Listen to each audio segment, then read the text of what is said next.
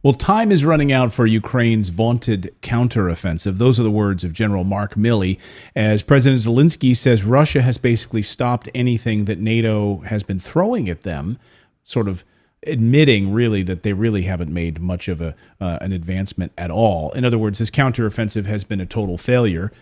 That's, you don't need to mince words about it. Let's bring in Colonel Douglas MacGregor to get some analysis on this. And Colonel, good to see you. Putin says today in this kind of big speech that everyone's talking about that Ukraine has lost 71,000 soldiers during this counteroffensive that achieved nothing. What do you make of that? 71,000 soldiers killed just during the counteroffensive on the Ukrainian side. Do those numbers sound accurate to you? Well, they're certainly plausible because about 4 weeks ago, literally a month ago, we counted over 60,000 dead. And that's based on satellite photography, looking at bodies lying on the ground, looking at cemeteries that are filling up, and also receiving reports from on the ground inside Ukraine about the masses of dead and horribly wounded people. So I think it's plausible. Can I confirm it? I can't. But I would say that the Russians have been far, far closer to the truth when they report casualties than the Ukrainians have. General Mark Milley is saying that this time is running out here. He basically says that we've seen some gains, or some good progress here. And he said, I said at the very beginning of this that this was going to be long, slow, hard, high casualty producing. That's exactly what it is. But he thinks that there's confidence. He has a lot of confidence that, Ukraine is going to break through in the next 45 days or so before the bad weather sets in. What do you make of Mark Milley's comments? Well, setting aside whether or not anybody wants to listen to Mark Milley, I haven't heard the truth from that man's mouth for years. He's the ultimate political puppet. And that's, of course, what the current swamp administration in Washington wants: someone who goes along, questions nothing, and supports the status quo. Milley is a fraud, so I would just forget anything he says. The truth of the matter is as follows. The counteroffensive has been a catastrophe. Whether it's 71,000 or 69,000, I don't know. It doesn't make any difference. The equipment losses are horrendous. And all of this is for various reasons. Number one, Ukrainian forces are trained to fight like NATO. NATO, and especially the United States Armed Forces, are organized to refight some version of World War II. And we're up against a 21st century military establishment, which is organized very differently. And no one has been willing to accept this reality.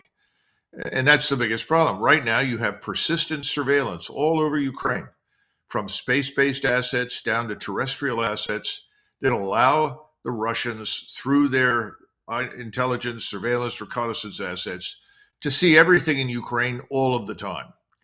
We have not disrupted their satellite-based capabilities for the simple reason that if we do that, they will destroy ours. We don't want to lose ours. So it's been a game. We try to race information to the Ukrainians as quickly as possible that they can exploit, but they're not organized to exploit it. The Russians are simply organized in a way that maximizes the value of their strike assets. Strike assets, artillery, rockets, missiles, drones, you name it. And these are very plentiful on the Russian side. The Russians have always appreciated the criticality of maintaining large quantities of strike weapons. They've got them in practically limitless numbers. You link those to all of these overhead surveillance capabilities, and then you have an automatic warfare capability. Something moves towards your lines, something seems to be threatening. A group of Ukrainians assemble. They bring in additional equipment. It's all detected, it's targeted, and then at a time and a place that is convenient for the Russians, they are destroyed. We failed to come to terms with this reality. People say, well, this is starting to look like World War I. Well, it's much worse than World War I. In World War I, people still didn't know what was happening behind the other person's trench line. Today, the Russians know exactly what's going on in Ukraine. And they've decided to simply sit and let the Ukrainians impale themselves. The question is, how much longer do they sit? And I can tell you there are large numbers of senior officers in Moscow, senior Russian officers, and a lot of Russian political leaders who are extremely uncomfortable with Putin's determination to, for the moment, wait. Putin is being very deliberate and very cautious. People have had it in Moscow. They say, come on, President Putin, it's time to end this thing. Crush these people, get it over with. And their point is very simple. If they don't do that, their concern is that we will be tempted to do something stupid, like intervene in Western Ukraine, or simply give the Ukrainians more capability, which is, of course, what we're doing. Now, it's not going to change anything. It's not going to change the direction of the war. But the point is, if you do nothing for as long as the Russians have, in other words, simply sit behind your defenses, annihilate your enemy, as attractive as that is, people begin to wonder, well, I guess the Russians can't attack. What's wrong with them? Why don't they attack? Well, it's a deliberate decision by President Putin. He does not want a war with us. And he's afraid that if he rapidly advances on Kiev, closes the gap between his forces and the Dnieper River, that we will interpret that as threatening and suddenly intervene. I think he's wrong. I think our opportunity to intervene is over. And I think behind the scenes, the American military establishment and the other military establishments in NATO know they cannot defeat this capability which the Russians have perfected. We're still organized for a form of warfare that is anachronistic. It's called World War II. You write a new piece in the American Conservative, a new opinion piece out called War, Money, and America's Future, Why the Uniparty Risking a War We're so ill-prepared to fight. Why is the Uniparty risking a war we're so ill-prepared to fight? And what is the NATO-U.S. strategy then? If we're bleeding Europe to death, crushing them under sanctions by trying to place these sanctions against Russia. Europe is being crushed. The United States is being crushed. We could hit double-digit interest rates on the real estate front of the United States, wages continuing to decline, and unemployment continuing to go up on the United States side. So what is Washington's proxy war endgame here? Is it to just sit and continue to funnel money and weapons into this war zone in perpetuity? Or do they actually have an end game? Well, remember that the original purpose of this entire operation was to bleed Russia to death. No, right. It was to harm their economy, wear them out, exhaust their resources. Well, that was absurd. And the opposite has happened. Our resources are being exhausted. Right now, we know, and I'm sure you saw this in the article, and this is something a lot of Americans need to understand, that the amount of money it takes us to service the debt is now equal to our defense budget, roughly $1 trillion. How much longer can you do this? And I think that's something else that Putin, who is an economist, remember the man has a doctorate in economics, he's been watching this, and I think he's been betting heavily that not only America's economy or financial system is going to go into crisis, but I think he's expecting the Europeans to simply slide into recession or depression or worse, and that will bring an end to this conflict, at which point in time he can advance without much opposition. I mean, we already know the Ukrainians have no more manpower, per se. I mean, they've turned to the European Union, they've turned to the various governments in NATO and said, we want you to repatriate military-age males from all over your countries back to the Ukraine so that we can feed them into the meat grinder and kill them as well. I don't know how that's going to turn out. I was really depressed when I discovered that the Irish Republic had agreed to do it. But I think in Poland and other countries, there's a reluctance to do that because they feel they may face armed opposition inside their own countries from Ukrainians that say, no, I'm not going back. I'm not prepared to die. So I think we've already hit the end game. The question is, as you put it, what are we going to do? And Nuland and Blinken apparently flew off recently and said, oh, let's freeze the conflict. Well, that's a non-starter. The Russians have been telling us for months, forget it. They're not going to do that. What does that mean, freeze the conflict? What does that entail? Well, I think what they believe it entails is something like a divided Korea, that you come to some sort of agreement along the line of contact and you say, we'll stay on this side, you stay on that side. They see it in the West, particularly in Washington, as a face-saving measure. The Russians aren't going to do it. What the Russians will not accept is any Ukrainian state of any kind that is aligned with NATO. Number one, can't happen. Right. Otherwise, they fought this war for no purpose. Remember, this is all about the existential threat that we present inside Ukraine to Russia. So that's out of the question. And the issue is, how do you turn to the Russians if you're in Washington in front of the American people and in front of your allies and say, look, we were wrong. You aren't weak. And we've got serious problems at home. We've got to pack it in, go home and take care of our own problems. Well, in their minds, they've just been defeated. They've admitted that they have to surrender and walk away. So in Washington, to get back to your original question, what are you going to do? You just double down and continue to do the stupid things that have failed utterly to produce any success. So send them more ATACMS missiles, send them German Taurus missiles, send whatever somebody else has got out there, especially since you know they don't have any troops to speak of. So send them long-range attack weapons that only require a few trained people, and then let them launch them to their heart's content at the Russians. And of course, again, they're going to attack Russian civilians in Russian towns and cities. We know that. They've done that before. This is insane. This is crazy, but that's where we are. I'll get you out of here on this, Colonel, which is, again, this 45-day weather window that General Milley mentioned, 30 to 45 days or so. What happens, do you believe, in this 45 days on the Russian side? And what happens after that 45-day window closes? Well, that's the question that none of us can actually answer to our satisfaction. And that's what I said at the beginning. I was talking to some friends in Europe that just returned from Moscow, and they're very well connected. They're actually in the journalistic community, and they said that in talking to senior Russian officials as well as senior military men on the general staff, the Russian attitude is, look, let's get this over with. Please, President Putin, let us attack. They've got 300,000 troops in reserve. It's not as though they don't have the capability to launch. And again, President Putin has chosen to wait.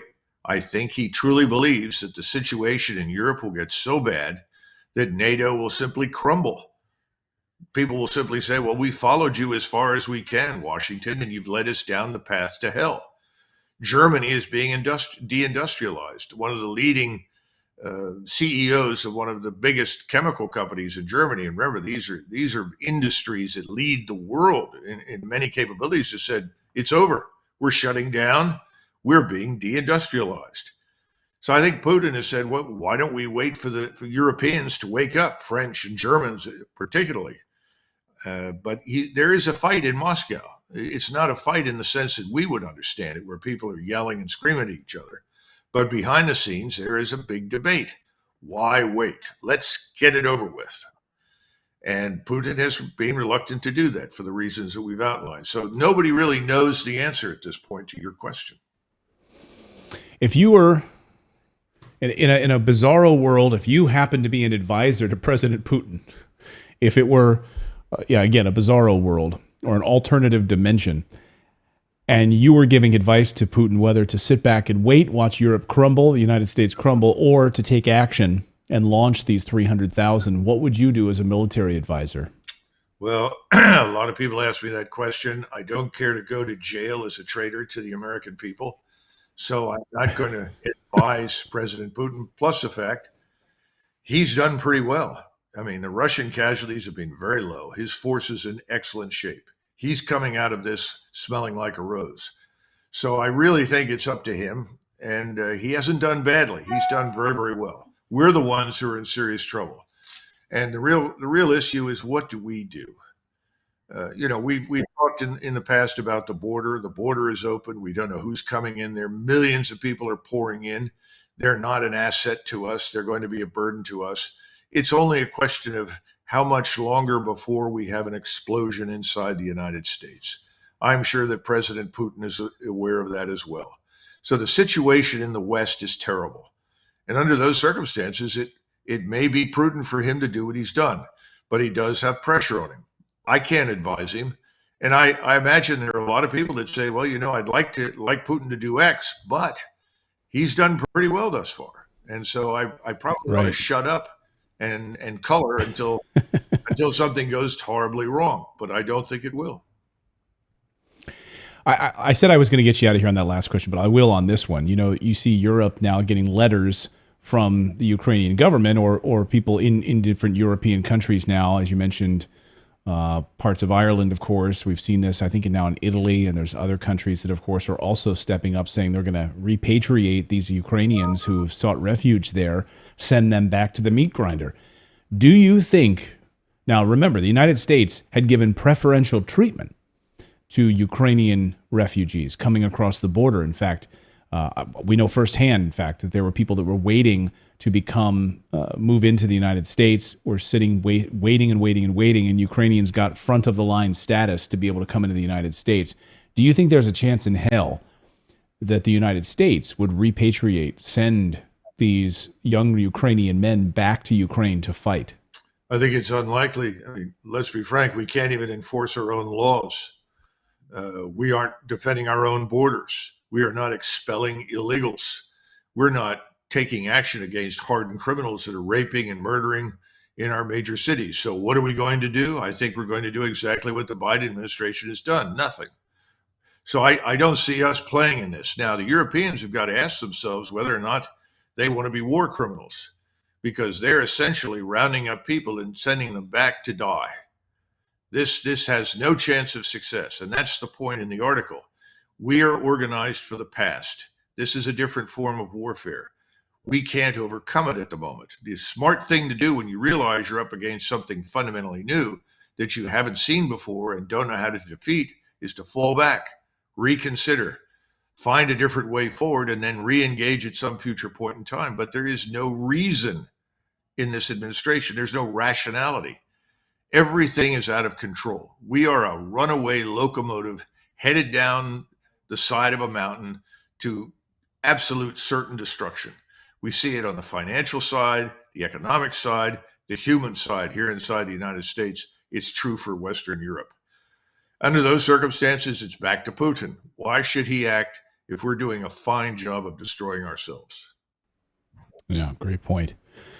Great point. I would encourage all of our viewers to go and read the Colonel's new opinion piece in the American Conservative. It's theamericanconservative.com. We'll link it up in the description below. Colonel, as always, great to see you. Thank you so much for catching up with us. We appreciate it. Thank you. Thank you so much for watching this segment here at Redacted. We are live every day at 4 p.m. Eastern Time, trying to share the stories that the mainstream media will not cover. You should also come over and join our community of Redacted Rebels over at redacted.inc. That's our private locals community where we can share exclusive content that we simply cannot share here on YouTube. Come over and join the rebellion together right now by going to redacted.inc. We'll see you next time.